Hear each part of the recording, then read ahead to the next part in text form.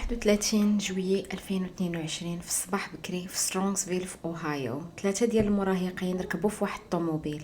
البنت كانت سايقه، كانوا غاديين من دار صاحبتها غادي يمشيو لدارهم باش ينعسوا. ما كانت حتى شي حاجه غريبه، هاد البنت دائما كانت كتسوق بصاحبها وصاحبه، ولكن دقائق قليله جوج ديال هاد المراهقين غادي يموتوا في فاجعه. وهاد القضيه هزت ميريكان كامله، وسنين مور ما طرا هاد الشيء ملي الحقيقه خرجات الناس اغلبيه ديالهم ما بغاوش يتيقوا، حيت هذاك لاكسيدون اللي طرا ما كانش اكسيدون اصلا، كانت قتل عمد. هاد القصه هي ديال ماكنزي شيريلا، كيفاش ديسيزيون وحده، شوا واحد يقدر يدمر عائلات كامله. صباح ديال 31 جويي 2022 ماكنزي شيريلا بنت كان عندها 17 عام، كانت سايقه طوموبيلتها تويوتا كامري، ومعاها في هذيك الطوموبيل كان صاحبها اللي سميتو دومينيك روسو 20 عام، وصاحبه فيفيان فلانيغان 19 عام. خرجوا من دار صاحبتها روزي وقرروا انهم يمشيو لدارهم في الصباح بكري وينعسوا تما.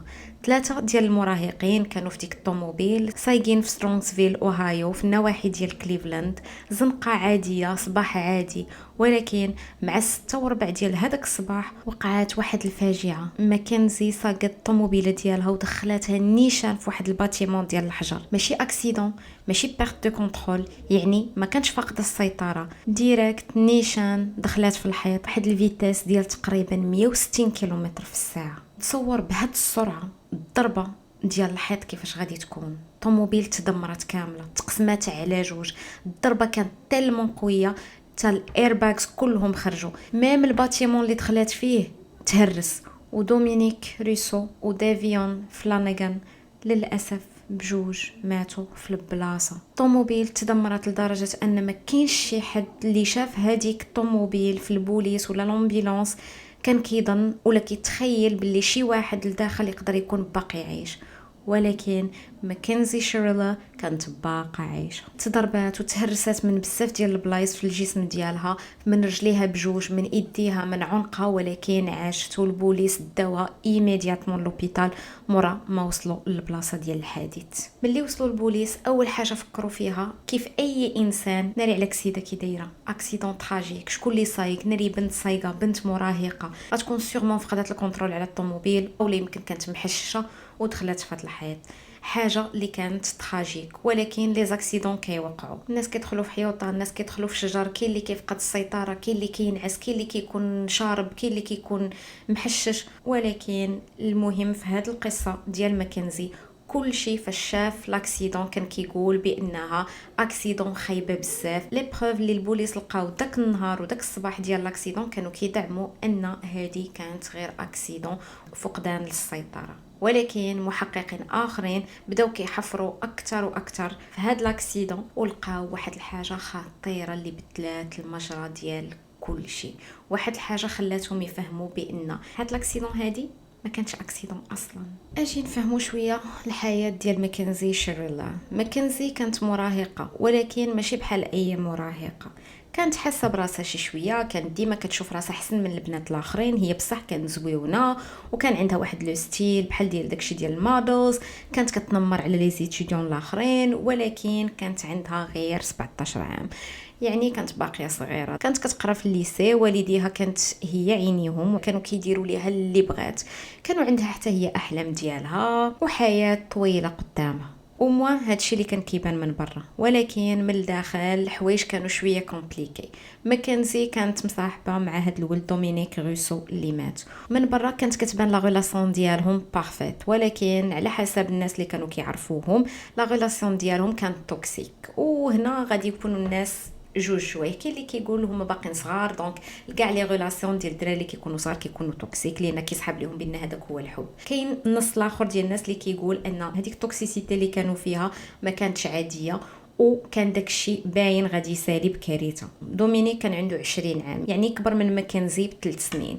ماكنزي كانت مهووسه بدومينيك، سورتو ان هاد دومينيك كانوا عنده الفلوس بزاف على لاج ديالو. كان كيدير داكشي ديال التريدين ديال البيتكوين، كان عنده واحد لو سيت داكشي ديال الاي كوميرس، وزائد على داكشي كان خدام في واحد لو سوبر مارشي، وكان كيدير الماكنزي اللي بغات، كيشري ليها لي كادو دو لوكس داكشي ديال لوي فيتون غوتشي. فماكنزي ما كانتش باغيه تخسرو ابدا، لانه كان كيسيبورتي ليها اللايف ستايل اللي كانت كتبغي تبين في لي ريزو سوسيو وفي هذيك الليسي اللي كانت كتقرا فيها. ففي كل وقت كانت كتحاول تاخذ لاتونسيون ديالو وكتحاول تنشر لعندها اكثر فاكثر. كانت دائما خايفه لي يمشي عليها ولا شي نهار غادي يجي وغادي يخليها ويتلقى باون اوتر. ودومينيك من جهته هو كان كيحاول انه يتفارق معاها ما مره ما جوج، وهي دائما كانت شويه اغريسيف عليه، شويه كانت كتهضر بزاف عليه، هو كان سكوتي بزاف، كانت كتعايرو بكلام خايب وكتعامل معاه بواحد لا مانيير بحال كتنقص منه، سورتو انها حصلاتو كيخونها. فدائما كان كيقول لها سيري في حالك، انا ما بقيتش بغيت هاد لا ريلاسيون، بعدي مني.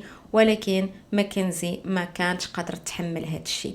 الفكره ديال انها تقدر تفقدو كانت كتاكلها وهي حيه، كانت كتستهلكها. كان دائما كتهضر لصحابها على السيباراسيون ديالها مع دومينيك، وكان دائما كيبانوا في عينيها انها حزينه، بانها ما كانتش باغيه تفارق معاه، بانه هو كان لا في ديالها كامله، والا دار شي حاجه تقدر تقتلو. يعني كانت كتبين دي سيني ديال كيسميوها بلونغلي ايموشنال ديستريس.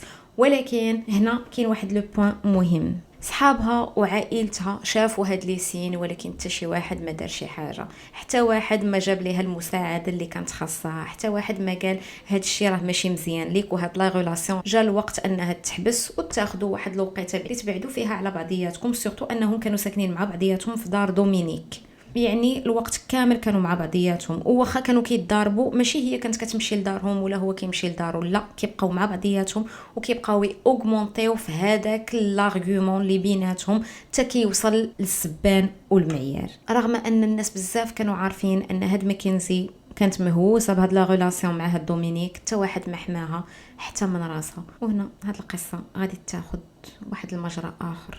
انا ملي بديت كنشوف هاد القصه جاتني واحد الحاجه غريبه في راسي، لان فاش البوليس لقاو هاد لاكسيدون وداروا التحريات ديالهم وشوفوا شنو كاين في الطوموبيل، قالوا بان هادي اكسيدون عاديه، بنت كانت سايقه فقدت السيطره، وسدوا الملف. اشنو اللي خلى المحققين الاخرين يحلوا هاد القضيه ويعاودوا يحققوا في الامر ويشوفوا اشنو وقع؟ انا غادي نقول لكم علاش. الحاجه اللي خلات البوليس يزيدوا يقلبوا في هاد لاكسيدون كانوا بزاف ديال الحوايج. منهم اولا العائلات ديال الدراري اللي ماتوا كانوا كيسولوا كل مره شنو السبب الحقيقي اللي مورا لاكسيدون، الحاجه اللي هي عاديه. اي واحد مات ليه ولده في اكسيدون غيقول شنو السبب اللي طرا، سورتو ان اللي كانت سايقه باقيه عايشه. وماكنزي كانت معروفه عليها انها كانت كتسوق مزيان، عمرها ما دارت شي اكسيدون، كانت ميم كتسوق وهي كاميه الماريوانا ولا الحشيش، وكل شيء كان مزيان. علاش هاد المره بالضبط اللي دارت هاد لاكسيدون بهاد لا مانيير؟ والثانيه كانت تصرفات ديال ماكنزي مور ما خرجت من السبيطار. هاد ماكنزي كانت كتعيش حياتها بحال الا ما واقع حتى شي حاجه. هاد ماكنزي اللي نورمالمون في لاكسيدون اللي دارت مات فيها صاحبها اللي كانت كتموت عليه وصاحبه اللي كانوا دائما كيتلاقاو، ماشي كانت كتصرف على انها دخلت في ديبرسيون ولا انها كانت حزينه، بالعكس كانت كتمشي لي بواط، كتمشي لي كونسير، كتحتفل بهالوين.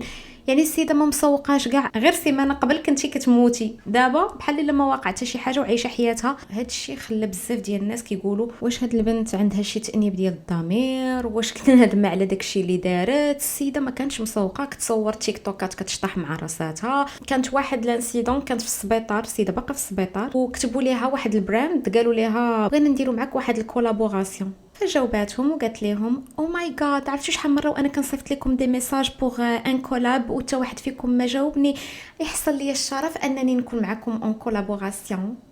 الوغ كو هي يلا قاتله جوج وبقى بالحياه والموت ومهرسه من رجليها بجوج ومن عنقه، يعني السيده ما مسوقاش. ثالث حاجه واللي هي كانت اهم حاجه، البوليس فاش كانوا كيسولوا ماكنزي وكيقولوا ليها اشنو وقع حتى كسيريتي ل 160 كيلومتر في الساعه ودخلتي في هذاك الحيط، كتقول لهم بانها ما عاقلاش اصلا على داك لاكسيدون وما عقلت على راسها حتى فقط في السبيطار. دونك هي ما عارفاش شنو وقع وما عارفاش كيفاش حتى كسيرات وما عارفاش كيفاش حتى دخلت في هذاك الباتيمون. والغريب في الامر هو ان البوليس داروا تحليل الدم ديالها وما لقاوهاش بانها كانت محشه ولا كاميه ولا شاربه، دونك كانت في الوعي ديالها. وهذا الشيء هو اللي خلى البوليس والمحققين يعاودوا يحلوا هذه القضيه باش يعطيو العائلات ديال الضحايا واحد الجواب اللي كلير وسيرتان علاش هاد لاكسيدون طرات.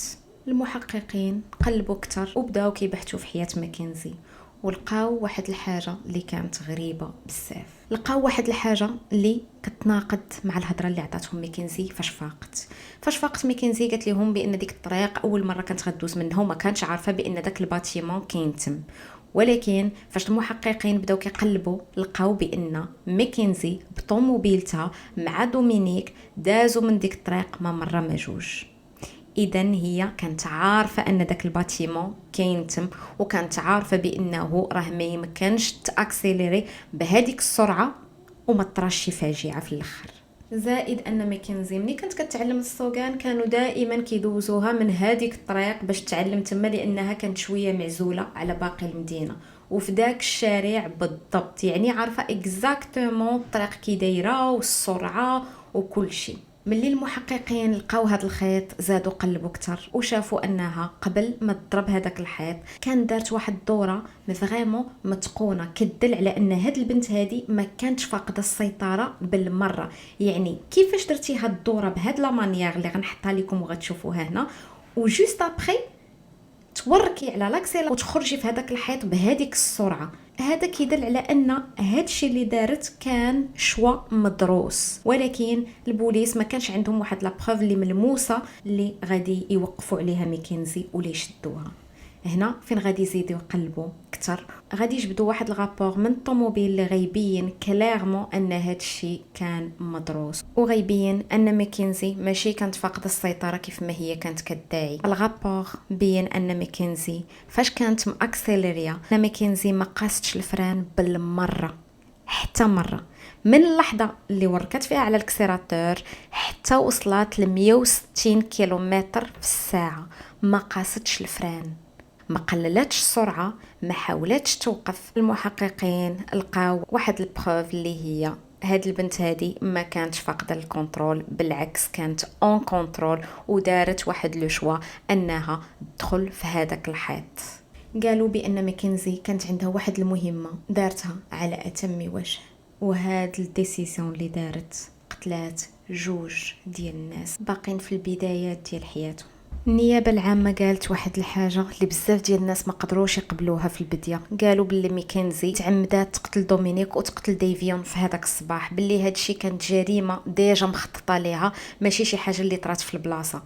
والقضيه ديال هاد المحاكمه سمعت لي بروف كاملين لا من جهه ماكنزي ولا من النيابه العامه، والقضيه بقات ماكنزي مذنبه في هاد الجريمه.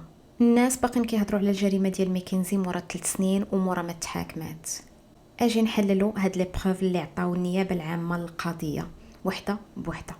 اول حاجه ماكنزي كانت هذاك النهار خدات واحد الطريق غريبه بزاف هذاك الصباح، لان هذيك الطريق ماشي هي اللي مولفه كدوز منها، هذيك الطريق كان سبيسيفيك دازت منه هذاك النهار باش تدخل في هذاك الحيط، ساشون كو هي كانت عارفه الطريق من قبل ديجا دايزه منها. تاني حاجه كانت كتسوق ب 160 كيلومتر في الساعه في طريق ديال 50-60 كيلومتر في الصباح بكري.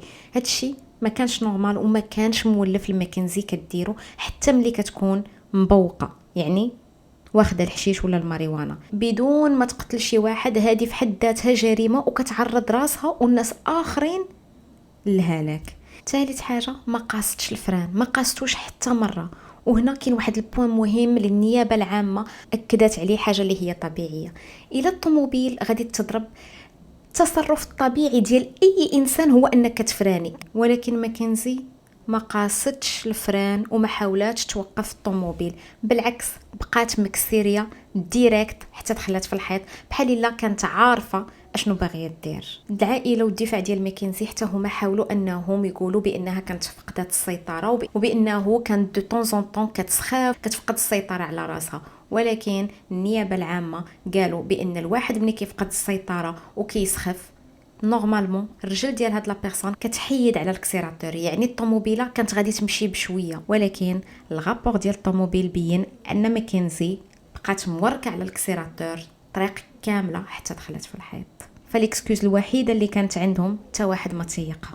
رابع حاجه لقاو بانها كانت ديجا هضرات على هاد البلان من قبل، وهضرات على ديك الطريق، وهضرات على داك الباتيمون اللي كان تما، يعني السيده كانت ديجا عندها ليدي في راسها. خامس حاجه علاقتها مع دومينيك اللي كانت توكسيك بزاف، وهي كانت مهووسه بيه وكانت كتعذب ملي كيقول ليها انه راه بغى يتفارق معاها. وملي هو ما بغاش يبقى مركز على لا ريلاسيون ديالهم ولقاتو خانها وقال ليها بانه هو راه ما كيشوفش فيوتور لهاد الريلاسيون، دارت واحد القرار اللي غيسالي الحياه ديال 3 ديال الاشخاص، جوج غيمشيو للقبر وهي غادي تدوز حياتها بين الحيطان ديال الحبس. في اوت ديال 2023 ماكنزي شيريلا دخلت للمحاكمه. القضيه سمعت كل شيء، عطات القرار ديالها بان ماكنزي كانت مذنبه وغالطه، وهذا الشيء تحسب كقتل عمد 2 المرات في حق دومينيك وفي حق ديفيان.